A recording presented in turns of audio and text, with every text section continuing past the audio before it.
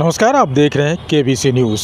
देखिए, बिहार सरकार के ग्रामीण विकास कार्य का जो योजनाएं हैं, सड़क से संबंधित हो या पुल पुलिये से संबंधित हो, इन योजनाओं में जो टेंडर हुआ करता था, इसको लेकर के विपक्ष लगातार हमलावर रहा है और कहा जाता था कि ग्लोबल टेंडर की जो योजनाएं लाई है सरकार, ये गलत है और इस चीज़ों को लेकर के लगातार विपक्ष हमलावर रहा है। आज बता दें कि ग्रामीण कार्य मंत्री अशोक चौधरी ने इस मामले पर क्या ट्रांसपेरेंसी होनी चाहिए, क्या पारदर्शिता होनी चाहिए, उन तमाम चीज़ को बताया कि विधानसभा में जो सत्र के दरमियान हम रखना चाह रहे थे, लेकिन विपक्ष हो हंगामे करके हम लोगों को अपना पक्ष रखने नहीं दिया। अब इस बात को लेकर के क्या कुछ कह रहे हैं मंत्री अशोक चौधरी, ज़रा आप सुनिए। बार बार हमारे विभाग के बारे में चर्चा होती थी और हो रही है, और वैसे तो मेरा प्रयास था कि असेंबली के दरमियान हम इन सब बातों को विशेष रूप से कहें, लेकिन जिस तरह से विपक्ष का व्यवहार और आचरण रहा, मौका ही नहीं मिल पाया हम लोगों को सत्ता पक्ष को अपनी बात रखने का। इतना हल्ला हंगामा में पूरा असेंबली हमारा ख़त्म हो गया। आज अंतिम दिन था तो भी मैं सोचा कि प्रयास करूंगा, लेकिन लगता नहीं है कि हम कर पाएंगे, इसलिए आज हम प्रेस के माध्यम से अपनी जो बात है उसको मैं कहना चाह रहा हूं।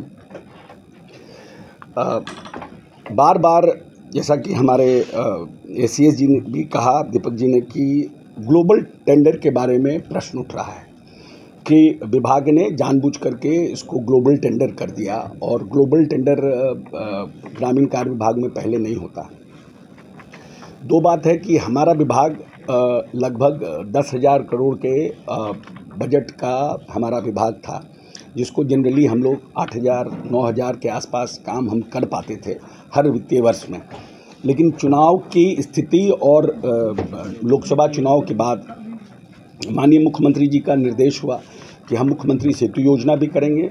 हम जो डिफेक्ट लायबिलिटी के हमारे जितने भी रोड हैं, जो हम 5 साल का अनुचरण करते थे, मेंटेनेंस लेते थे, उस मेंटेनेंस पॉलिसी को भी हम चेंज करेंगे और उसको हम 7 साल का करेंगे। और उस 7 साल में हम ये प्रयास करेंगे कि हम 2 बार अपने सड़क का कालीकरण करें, और एक बार जब हम रोड बनाएंगे उसके बाद लगभग 35-40% पैसा जो हम अपने जो हमारे टेंडरर रहेंगे उनको हम रखेंगे, और उनको चौथे साल में फिर से उनको पूरा रोड को एक बार कालीकरण करना है।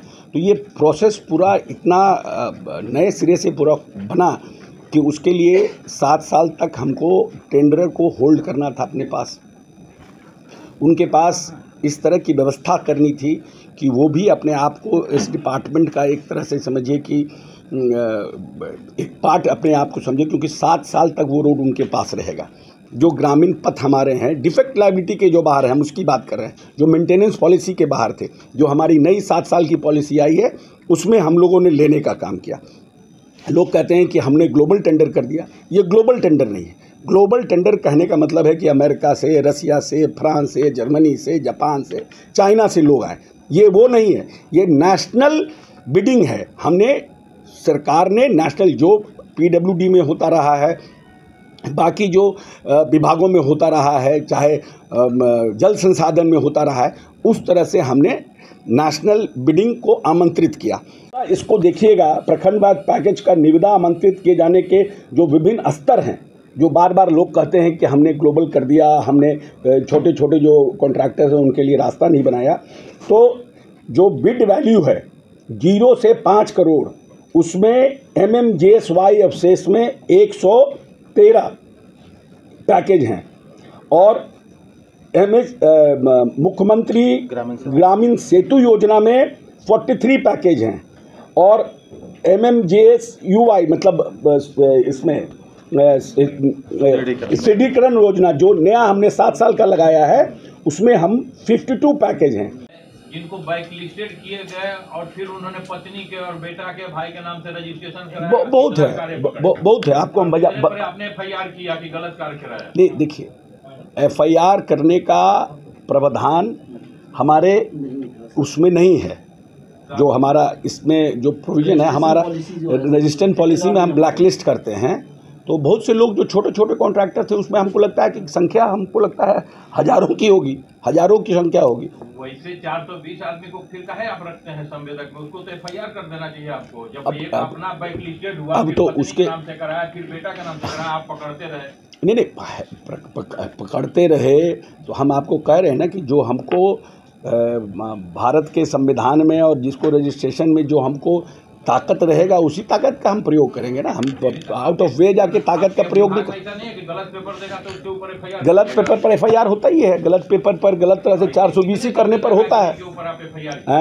ऐसे कितने संवेदक आए कि उनके ऊपर आप गलत पेपर के आधार पर FIR किए? गलत पेपर हम लोगों ने अभी गलत पेपर पे FIR नहीं किया है, लेकिन अभी इस बार वाले में बहुत सारे लोग ऐसे हैं जिन्होंने गलत पेपर दिया है। खासतौर पे पहली बार हम लोगों ने देखा कि बहुत ऐसे पेपर भी दिए हैं जिसकी हम उम्मीद नहीं कर सकते थे कि ये पेपर गलत हो सकते हैं। कुछ लोगों ने तो यहाँ तक हिम्मत की है कि उन्होंने इनकम टैक्स का जो डॉक्यूमेंट निकलता है 26AS, जो आप अपना निकालते हैं अपना पैन कार्ड डाल के, उसको भी फोर्स्ड बना के दिया है, ATO फोर्स बना के दिया है।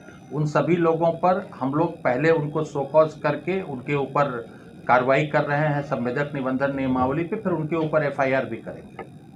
तो आपने सुना जिस हिसाब से बताया कि पारदर्शिता किस तरह से होनी चाहिए योजनाओं में, और ग्लोबल टेंडर की जो आरोप लगाया जा रहा था ये सरासर गलत है। इस चीज़ को लेकर के हम लोगों ने काफ़ी ध्यान से, काफ़ी योजनाबद्ध तरीके से हम लोग निविदा निकालते हैं और उस पर जो टेंडर लेने वाले लोग हैं उनकी देखभाल भी करते हैं। इन तमाम चीज़ों को लेकर के अब ये देखना होगा कि जिस तरह से मंत्री अशोक चौधरी ने अपना पक्ष रखा है, अब विपक्ष का इस पर क्या सवाल होता है और किस तरह से हमलावर हो पाते हैं। अमलेश आनंद, KBC news, Patna. Real diamond सच्चा गहना, बनेगी दुल्हन मेरी बहना। कल्याण ज्वेलर्स लेकर आया। पहने मम्मी पहने बहना, गोल्ड हो या डायमंड, वेडिंग कलेक्शन हो या पार्टी कलेक्शन, कल्याण ज्वेलर्स जैसा कोई नहीं। डिजाइनों का जबरदस्त कलेक्शन। कल्याण ज्वेलर्स शोरूम मिर्चाई बाड़ी कटिहार। अब वसूल होगा आपका पूरा पैसा। नहीं है कोई कल्याण ज्वेलर्स जैसा।